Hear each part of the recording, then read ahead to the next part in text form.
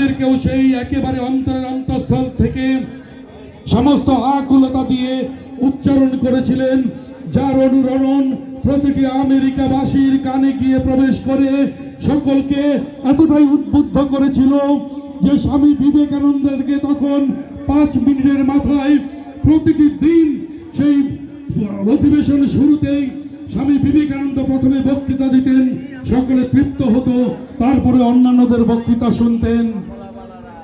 এমনি করে আমেরিকা জয় করে বিবেকানন্দ সনাতন ধর্মের বিজয় পতাকা পৃথিবীর আকাশে পথ পথ করে উড়িয়ে তিনি ভারতবর্ষে ফিরে এসেছিলেন।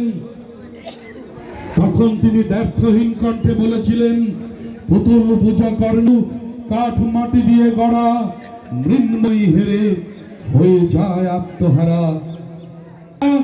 পূজা পাঠ করি, এটা কোনো ছেলে খেলা নয়, পুতুল পূজা নয়। প্রতিটি প্রতিমা, আমরা এই মূর্তিকে বলি প্রতিমা,